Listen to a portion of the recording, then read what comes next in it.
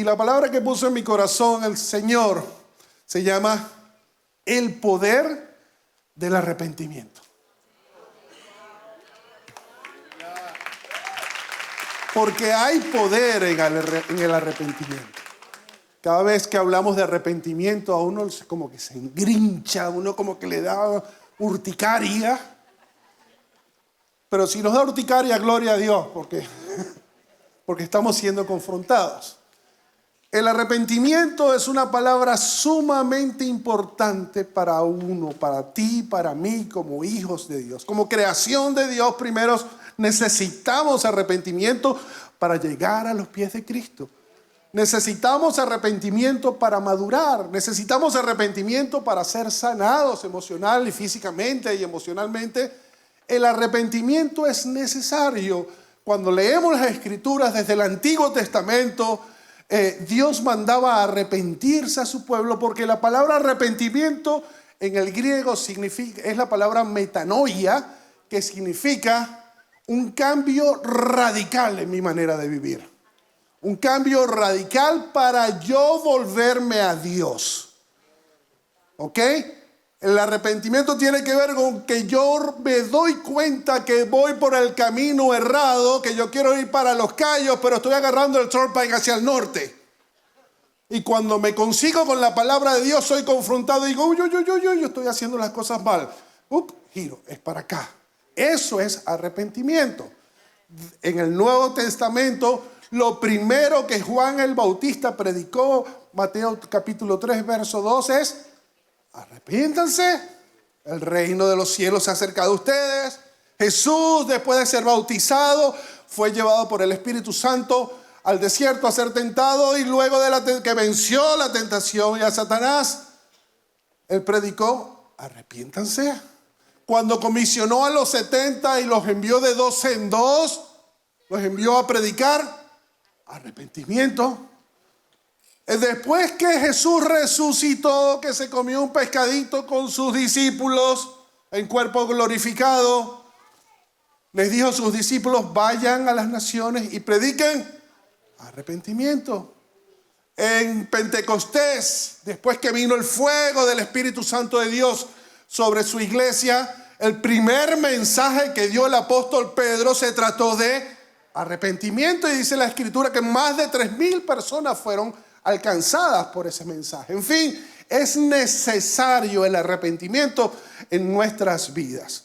En el Nuevo Testamento significa un cambio de giro total en mi forma de conducir, en mi forma de manejar mi vida. Y hay un diccionario expositivo que significa literalmente percibir después de. Es decir, yo percibo mi vida de una forma diferente después que tengo un encuentro con la verdad. Después que yo soy confrontado con la verdad, yo comienzo a caminar ya con la conciencia que no puedo cometer los mismos errores. Dígame todo amén. Y que yo tengo que tomar decisiones para no ser el mismo, para no cometer las mismas fechorías, para no seguir mintiendo, para, como el Espíritu estaba hablando, no seguir en adicciones, para yo ser transformado por Dios.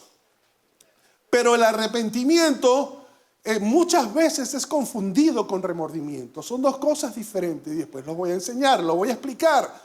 Porque en el arrepentimiento hay un cambio profundo en el corazón de la persona, y hay una decisión diaria de caminar honrando a Dios. En el remordimiento no. En el remordimiento hay tristeza, hay un poco de dolor, pero no hay cambio.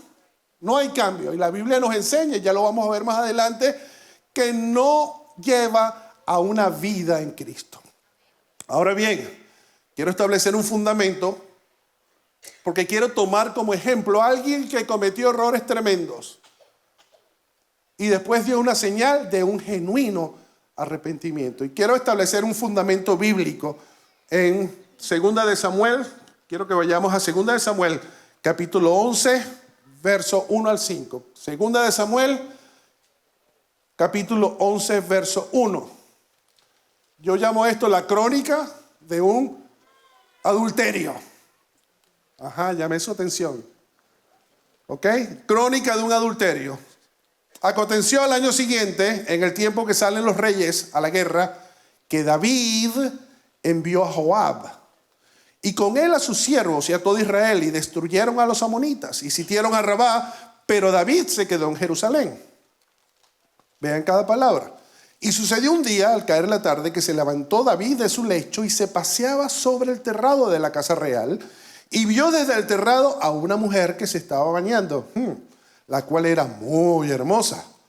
Envió David a preguntar por aquella mujer y le dijeron: aquella es Betsabé, hija de Eliam, mujer de Urías Heteo.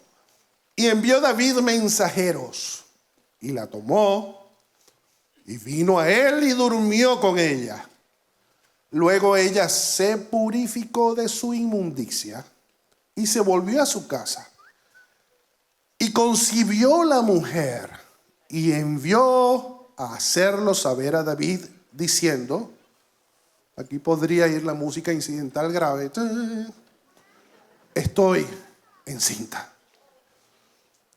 Esto es crónica de un adulterio, porque nos relata detalles muy relevantes que nosotros tenemos que aprender.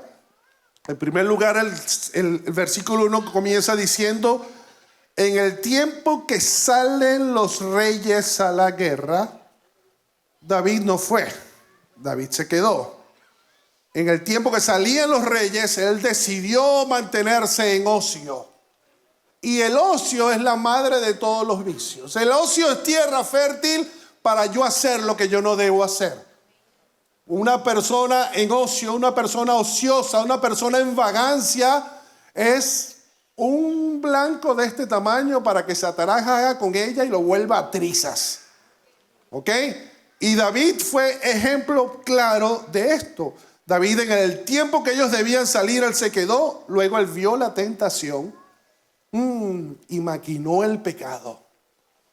Consumó el pecado abusando de su poder, abusando de su autoridad, y las consecuencias, ella queda embarazada. No obstante, imagínense cómo el pecado va en una espiral descendente y cada vez hunde más a las personas.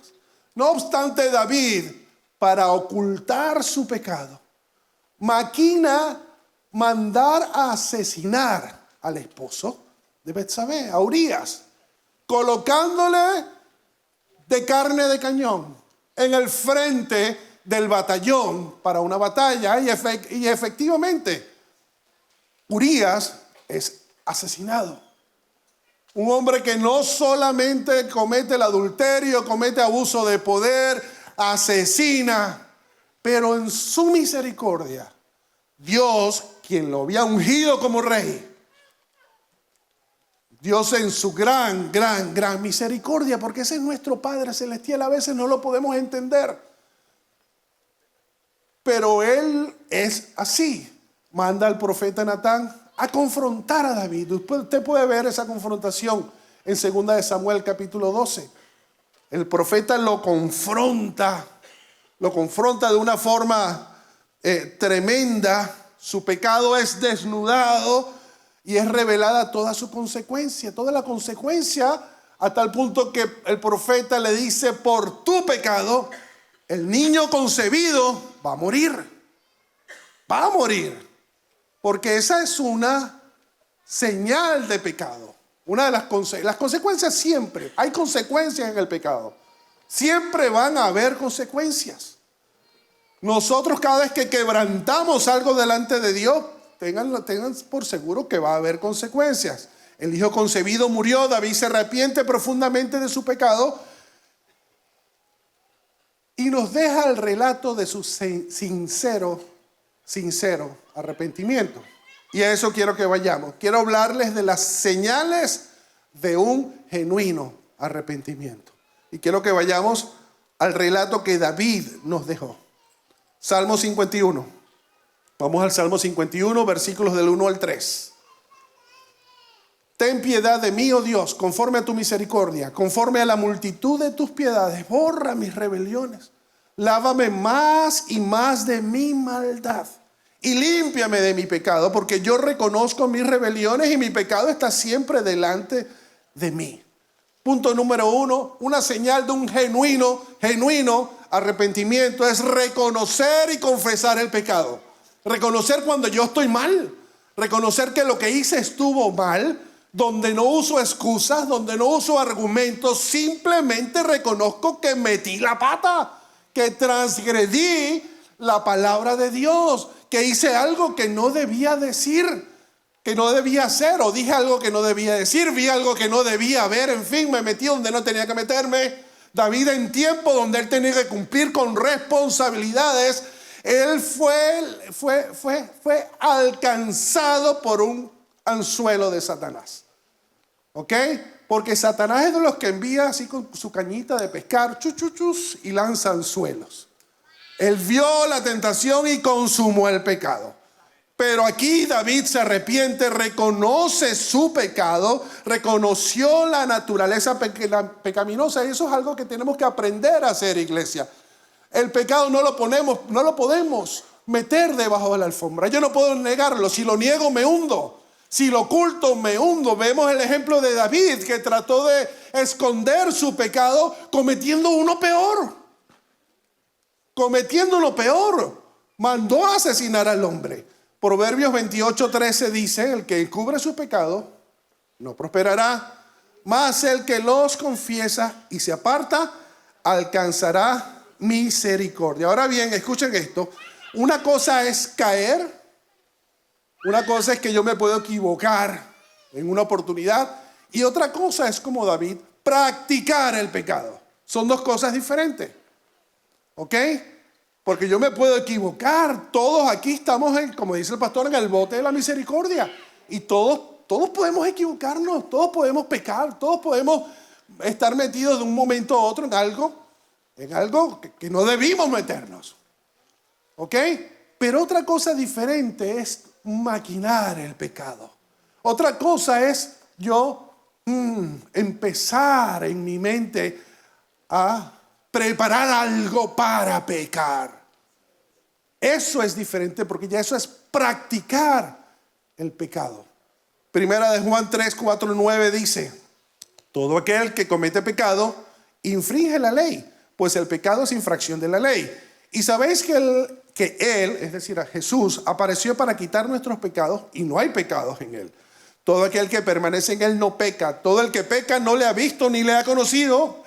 Fíjense lo que dice: todo el que peca no le ha visto ni le ha conocido. Hijitos, nadie os engañe. El que hace justicia es justo como Él es justo. Versículo 8: el que practica el pecado es del diablo, porque el diablo peca desde el principio. Para esto apareció el Hijo de Dios, para deshacer las obras del diablo. Todo aquel que es nacido de Dios no practica el pecado, porque la simiente de Dios permanece en él y no puede pecar porque es nacido de Dios. Entonces tenemos que nosotros estar conscientes. Hombre que estás aquí, yo aprendí hace muchos años, estando recién convertido en un pastor Néstor Blanco, no se me olvida, un gran hombre de Dios en Venezuela. Y él dijo: hombres, santidad es lo que yo hago el segundo después que yo veo. Eso es santidad. Y yo, eso se me quedó, ups, eso es verdad. ¿Ok?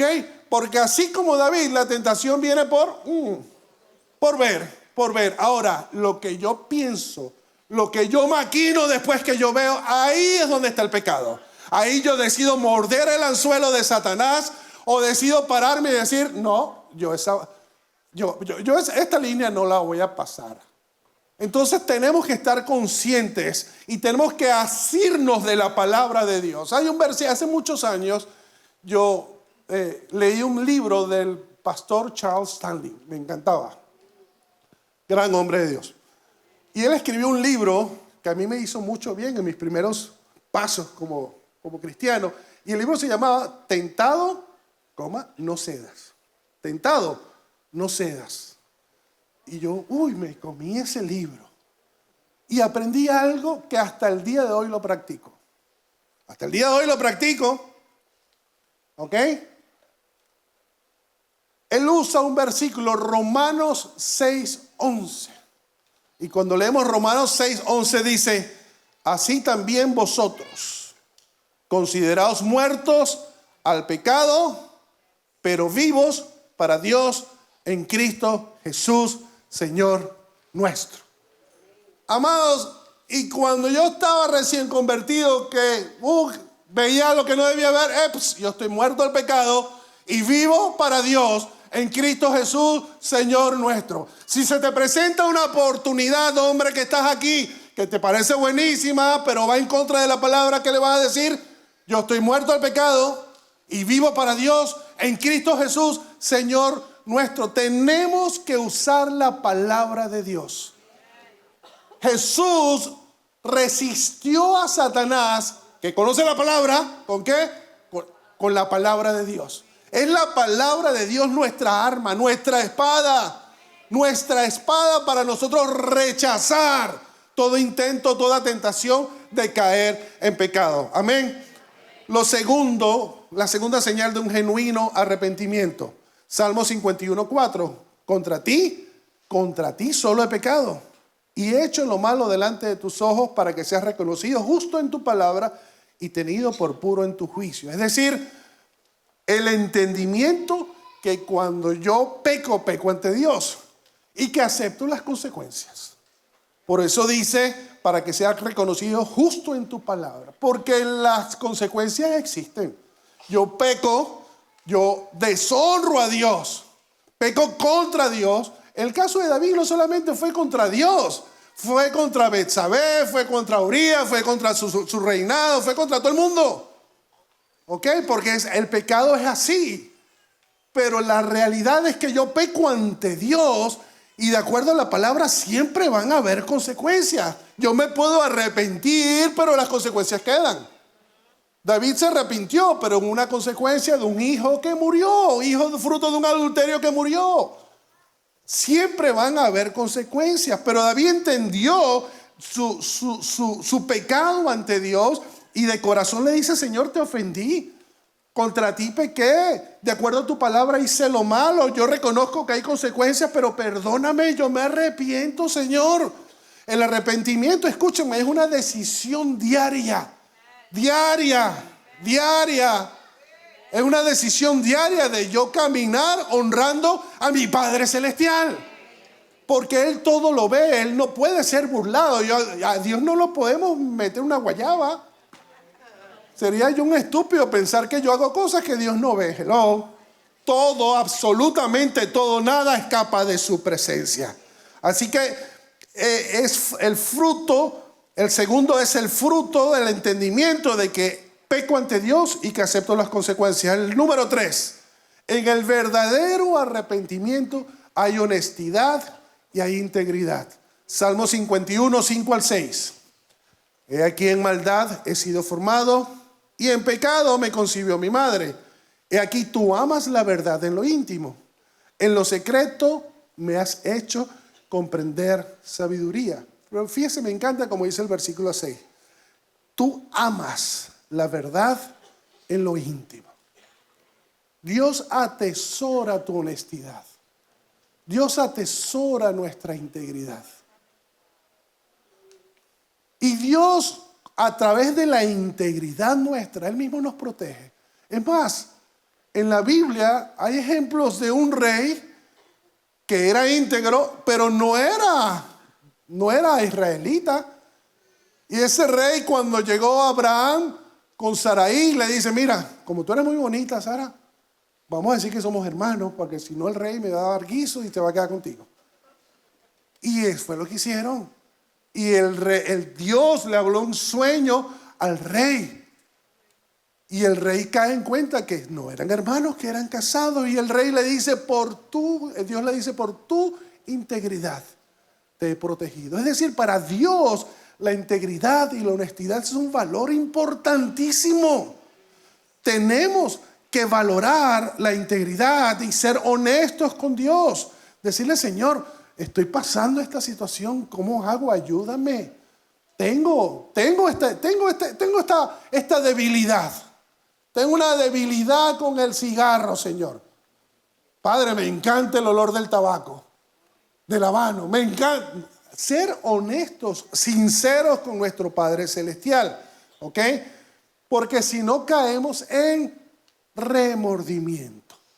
Entonces ya no estamos arrepentidos, estamos en remordimiento. Vamos a 2 Corintios 7 y 8 para explicar lo del remordimiento. 2 Corintios capítulo 7, verso 8. No lamento haberles enviado esta carta tan severa. Para un contexto, el apóstol Pablo estaba exhortando a la iglesia de Corinto y se ve que les envió una carta que los entristeció, que los exhortó. No lamento haberles enviado esta carta tan severa, aunque al principio sí me lamenté porque sé que les causó dolor durante un tiempo. Ahora me alegro de haberle enviado, no porque los haya lastimado, sino porque el dolor hizo que se arrepintieran. Fíjense, el dolor hizo que se arrepintieran y cambiaran su conducta. Eso es arrepentimiento. Fue la clase de tristeza que Dios quiere que su pueblo tenga, de modo que no les hicimos daño de ninguna manera. Pues la clase de tristeza que Dios desea que suframos nos aleja del pecado y trae como resultado salvación. Eso es arrepentimiento. No hay que lamentarse por esa clase de tristeza, pero la tristeza del mundo a la cual le falta arrepentimiento, es decir, remordimiento, resulta en muerte espiritual. Tan solo miren lo que produjo en ustedes esa tristeza que proviene de Dios. Tal fervor, tal ansiedad por limpiar su nombre, tal indignación, tal preocupación, tal deseo de verme, tal celo y tal disposición para castigar lo malo. Ustedes demostraron haber hecho todo lo necesario para corregir la situación. ¿Ven la diferencia entre arrepentimiento y remordimiento? En el remordimiento no hay cambio. Puede haber tristeza, pero en el arrepentimiento yo voy a hacer lo que tenga que hacer para corregir la metida que pata. Si me tengo que humillar, yo me humillo, yo obedezco a Dios, yo voy a mover cielo y tierra, pero yo no puedo volver a ser el mismo. En mí tiene que haber un cambio. No puede ser que yo, como la canción, me esté tropezando todos los días con la misma piedra. No, en mí debe haber un cambio, tiene que haber un cambio de conducta, tiene que haber un giro total en mi vida. Dios nos llama a arrepentimiento, no al remordimiento, ¿ok? No hay transformación en el remordimiento, todo lo contrario, nos lleva a muerte espiritual. Número 4, en el genuino arrepentimiento hay un profundo deseo de ser transformado. Vean lo que dice el Salmo 51, versos de 7 al 9. Purifícame con hisopo y seré limpio. Lávame y seré más blanco que la nieve. Hazme oír gozo y alegría, y se recrearán los huesos que has abatido. Esconde tu rostro de mis pecados y borra todas mis maldades. Es decir, él reconoció cuán mal estuvo todo lo que hizo, cuán hundido estaba en su pecado, y tenía un clamor en su corazón violento por ser restaurado. Hay un clamor profundo en el corazón de una persona genuinamente arrepentida. Esas personas que están genuinamente arrepentidas entienden que ellas solas no se pueden cambiar. Tú solo no te puedes cambiar, tú necesitas ayuda. Si estás en problemas de alcoholismo, tú solo no te puedes ayudar. Tú necesitas ayuda. Si estás en cualquier problema de adicción, reconoce tu problema. Solo no te vas a ayudar ni solo vas a salir de eso. Que se lo diga a alguien que estuvo en alcoholismo. Es imposible salir uno solo. Necesitamos ayuda. Necesitamos ayuda. En el genuino arrepentimiento no hay lugar para excusas. Cuidado con las excusas. ¿Ok? Hay un cambio de conducta, hay rendición y hay sacrificio, porque yo anhelo ser transformado por Dios. En Mateo 3:8 dice: demuestren con su forma de vivir. Este es Jesús hablando. Demuestren con su forma de vivir que se han arrepentido de sus pecados y han vuelto a Dios. Amados, tiene que haber un fruto en nuestras vidas. No puede ser que si yo soy cristiano, como dice mi esposa dice algo que a mí me gusta: tú no puedes ser soltero y casado al mismo tiempo. Es imposible. Si eres soltero, Bueno, eres soltero, pero tú siendo casado, tú no puedes comportarte como un soltero porque si no eres un descarado. ¿Me estás entendiendo? Entonces, si somos cristianos, si somos redimidos por la sangre de Jesús, si somos nuevos, nacidos de nuevo, nuevas criaturas, pues yo tengo que demostrar con mi forma de vivir que soy nueva criatura. Amén. Tiene que haber un fruto de arrepentimiento. Número 5. En el genuino arrepentimiento hay un anhelo tremendo por restaurar mi relación con Dios. La relación con Dios en el pecado, yo voy con el pecado para este lado y Dios me da la espalda, pero big time. Es más, en Romanos capítulo 1 dice que Dios no solamente aborrece, que Dios suelta a la persona. Dios suelta a la persona para que se desbarate en su pecado. Le estoy parafraseando. Búsquenlo en Romanos capítulo 1. Dios a la persona que desea practicar el pecado, Dios dice, ¿eso es lo que tú quieres? Vete por ese barranco. Pero yo me doy la espalda. Pero en el genuino arrepentimiento hay un anhelo por yo no estar con mi papá. Yo no sé ustedes, pero yo sin Dios me muero. Yo sin Dios me muero. Yo sin Dios estaría muerto. Yo estaría muerto si yo no hubiese tenido un encuentro con Cristo. Y yo valoro mi relación con Dios. Yo amo adorar a mi Padre Celestial. Ustedes no tienen ni idea. Mi esposa es mi testigo. Como estos 3 meses que yo estuve fuera del piano sin adorar a mi Dios, fue para mí de terror. Yo decía Dios. Y el viernes lo hice ya. Pero tenemos que valorar la presencia de Dios. Tenemos que atesorar su presencia, honrar su presencia. David decía en el Salmo 51, 10, 12, crea en mí, oh Dios, un corazón limpio y renueva en mí un espíritu recto dentro de mí. No me eches delante de ti. No me eches delante de ti. Y no quites de mí tu Santo Espíritu. Vuélveme el gozo de tu salvación y espíritu noble me sustente. Qué privilegio tú y yo, que gracias a Cristo, dice la Escritura, que tenemos acceso libremente al trono de gracia. Tú tienes el acceso de llegar a los pies de tu Padre Celestial. Tenemos el acceso de en el lugar secreto doblar rodillas y dejarnos abrazar por Él.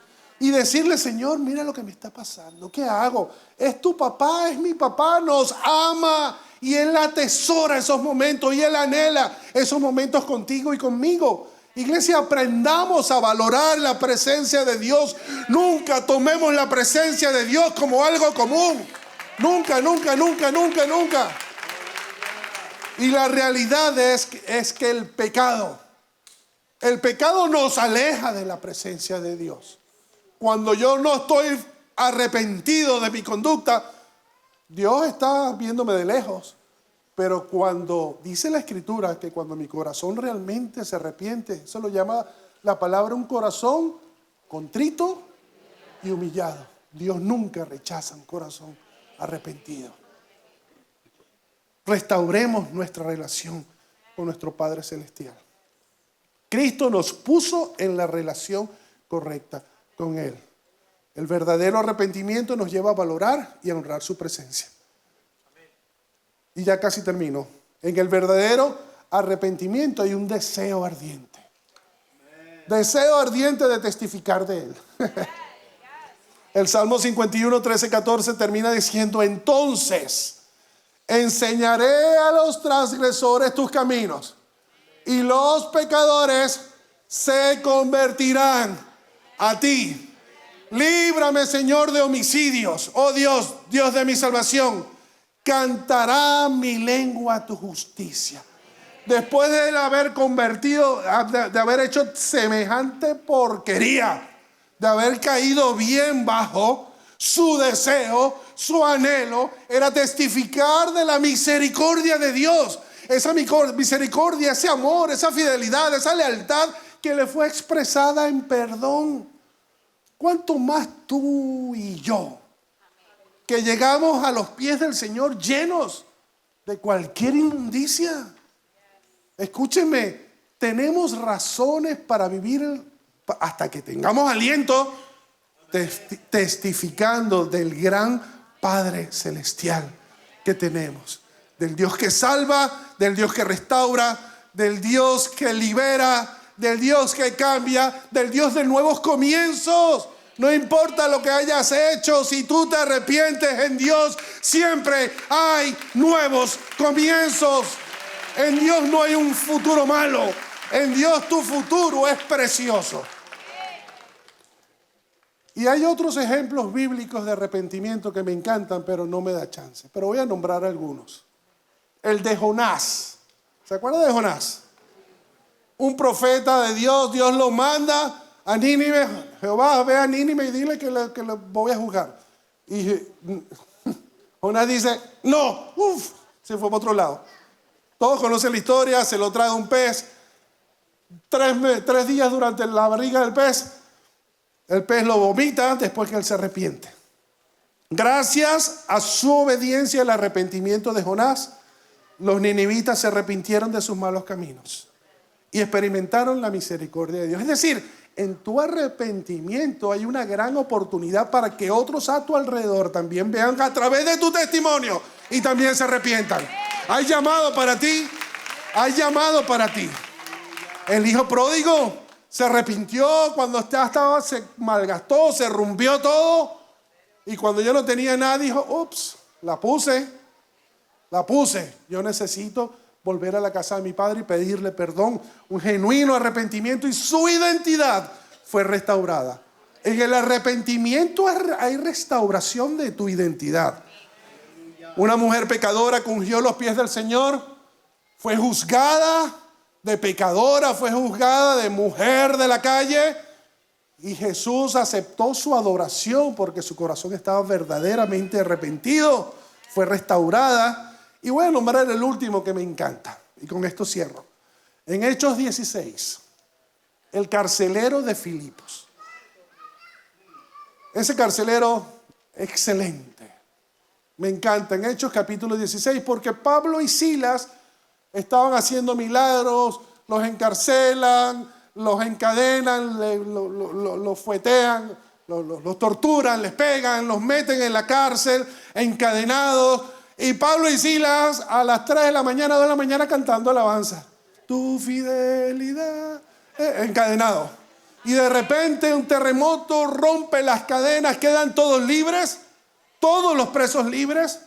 Y el carcelero al ver eso piensa, me van a matar si estos tipos, y se iba a suicidar. Y Pablo y Silas dicen, no lo hagas.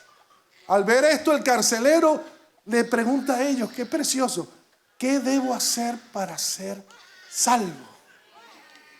Y Pablo y Silas, que no desaprovechaban ninguna oportunidad, le dijeron, cree en el Señor Jesucristo y serás salvo tú y tu casa. Y fueron a casa del carcelero, y dice la Escritura que gracias al arrepentimiento del carcelero, no solamente fue salvo él, sino toda su familia.